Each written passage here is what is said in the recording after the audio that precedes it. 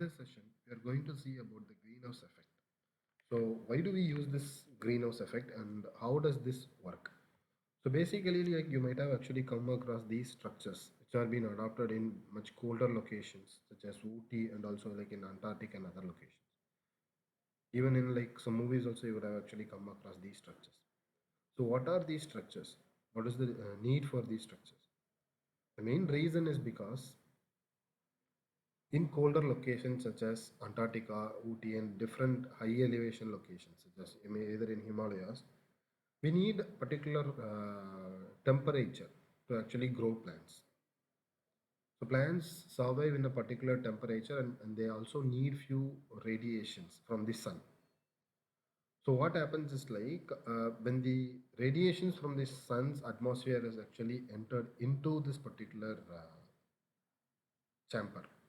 So what happens is like this chamber intakes allows all the radiation to enter inside, but it does not allow all the radiations, whatever the heat or whatever the stuff radiations that are entering inside does not go out of this particular structure.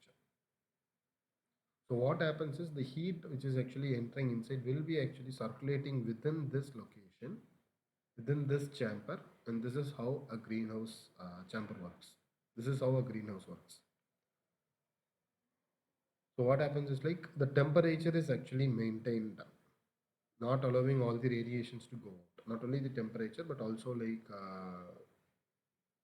the light and also like other stuffs which are actually required for a plant's growth. So this is basically greenhouse effect. So why do we need to learn this greenhouse effect? Because like our atmosphere is kind of a thing which follows this particular greenhouse effect. How do we say? Why do we say that like our atmosphere is following this greenhouse effect? What is the need? So let me give you an example. So this is our Earth's surface, and this is the ozone layer that is present. You can actually see.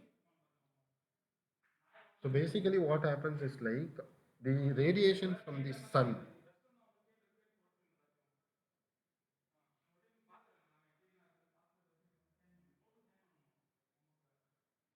The radiation from this sun actually enters into this particular atmosphere. So this is our ozone layer. Okay, what happens is like the radiations that are actually sent out by the sun will not enter the atmosphere directly. Few radiations will be sent out also. Sent out after hitting this ozone layer, they will actually get out of, into the space. But most of the radiations enter into this particular atmosphere. So what happens is like in the earth, whatever the features that are actually present, they absorb some sort of heat and also energy. So whatever the energy and heat that is being absorbed, that will actually be taken by the feature and the remaining will be reflected back. It's like a ball. If you throw a ball on the ground, it will be reflecting back. So the radiations will be reflected back. So what happens is like the radiations that are going back are not sent out completely. What happens is like due to the presence of this ozone layer, few amount of radiations are sent back, whereas the other radiations, other heat are actually like again reflected back to the surface. So once this radiation gets reflected back to the surface, what happens is we get a warm temperature, which is actually suitable for our particular growth, our development, and also the ecological. It supports the ecology also. So this is the greenhouse effect. But other thing, what happens is like the human activities. So based on our human activities, we have so many pollutants. So what happens is these pollutants also like get emitted into this particular atmosphere. What happens is they go and they mingle with this particular ozone layer. Few destroys the ozone layer, few affects the ozone layer, few are actually like again reflected back to this environment, and others actually reflect out of it. So only because of this greenhouse effect only, we also have a particular temperature that suits our growth, our livelihood. We are actually living because of this particular effect only. So that is why like we need to learn this greenhouse effect. So what if there is no greenhouse effect? in here. So whatever the radiations that are coming in will actually directly go out. Then what happens is most of the locations will be like this. Like what you see in the Arctic or Antarctic. We'll actually have a pure cold surface, colder surface, where none of the animals or plants or anything can actually survive. Because like you can't find any plants, animals like there are few animals that can survive at colder regions like polar bear and other animals. But like being a human being, we can't directly survive in these colder locations. So then what happens? Which literally affects our human health and also like our surroundings. So what are the atmospheric gases which are also called as greenhouse gases? There are some gases which is also called as greenhouse gases. So what are all those?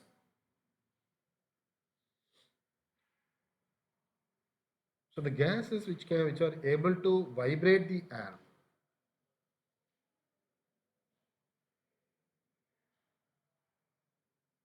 and absorb heat. These are all called as greenhouse gases. The gases which are able to vibrate the air and which are able to absorb heat. So basically, when it comes to this greenhouse gases, carbon dioxide is the major greenhouse gas, which we can say in our present world. So how does this carbon dioxide comes into picture? We actually breathe out carbon dioxide and by burning of fossil fuels and by deforestation also. Because like when we have more number of trees, the carbon dioxide that we send out will be actually taken by those trees and it will purify it as oxygen. But when there is not enough amount of forests, that is like when deforestation is happening, that means like it indirectly affects the atmosphere and carbon dioxide is actually produced. And the average atmospheric residence time of this carbon dioxide is around 500 years. I mean, there is an increase of like 30%. Anthropogenic increases around 30%.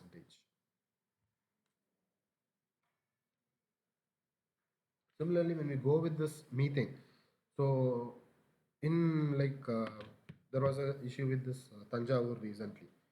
We came across this methane being extracted from this Tanjavur location.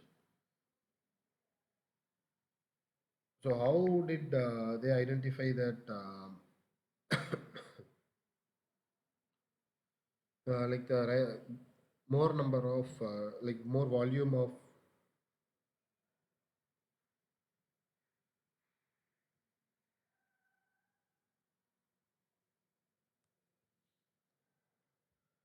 uh, how did people identify the researchers identify that more volume of methane is present in that particular location? Because like rice cultivation will have support to this. This is a major source for our methane. And the next thing is like by mining also we can get methane because it will be present in underground. And the next thing is like decay of waste materials. So wherever we dump our waste, then we actually dump it in our landfills. And based on what do you mean by landfill? We'll collect all the waste. We actually deposit somewhere outside our city or town. You go and dump it in a particular location, and after once it starts decaying, it produces methane. And also like cattle and sheep ranch sheep. And due to this, in the recent years, due to this human activities, there is an increase of like 145 percentage in methane content. That is what which has been observed. And the average atmospheric residence time for this methane is 7 to 10 years. And these are some of the greenhouse gases. The next thing is nitrogen dioxide.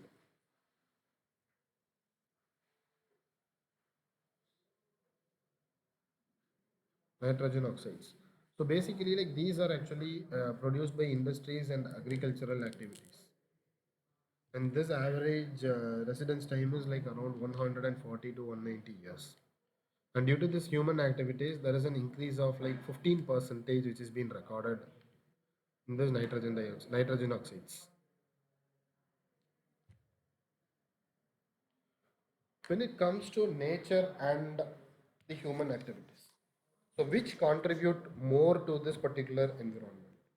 Each and every factors has their own influences, because when it comes to nature, like there is volcanic eruptions, there are deforestation which are happening. There are like forest fire which are actually like happening, and the natural calamities such as earthquake, landslides, and different disasters, whatever the disaster event it is. Each and everything has an impact on this particular atmosphere.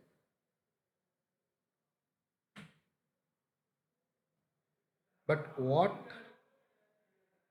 influences more is whatever the pollutants or whatever the chemicals that are actually released into this atmosphere, or whatever the gases that are emitted into this atmosphere, human play a major role when compared to the natural calamities. The main reason is because one best example is the usage of vehicles. Usage of vehicles it is very huge nowadays, and that has a direct impact on our climate. If you see any city, not only Chennai, not only Delhi, not only Mumbai, not only Kolkata, or any metropolitan cities within India, if you go abroad and also if you see any cities, the movement of vehicles actually play a major role. In every city the movement of vehicles is there, that plays a major role.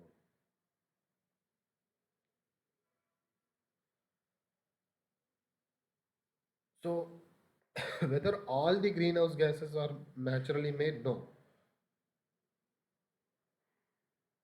So these are some of the greenhouse gases that are actually made by these human emissions into this atmosphere. Carbon tetrafluoride, hexafluoroethene, sulfur hexafluoride, and there are like even much more. But these are some few examples. These are all like some man-made or like some greenhouse gases that are actually released into these atmosphere with human activities. So, what does this human greenhouse gas means? So, what happens to this particular atmosphere when there is a greenhouse effect?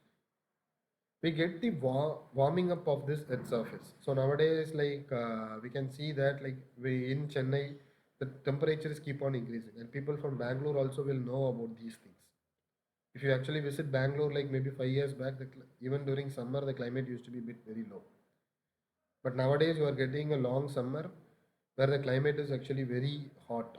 It is well as equal to what you can actually face in Chennai.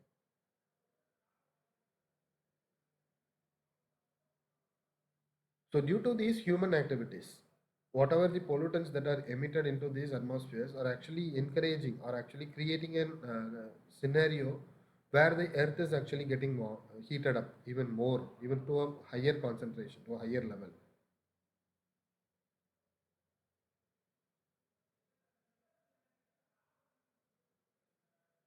So because of these things only, like we are facing of drastic climatic changes in the recent years. So one particular example was given here. Actually, like the COU content average, mean COU content in this atmosphere for past 100 years is 275 parts per million. Whereas in 2007, it was found to be 375. In 2040, it is estimated to be in 450. So that's the growth of this gases.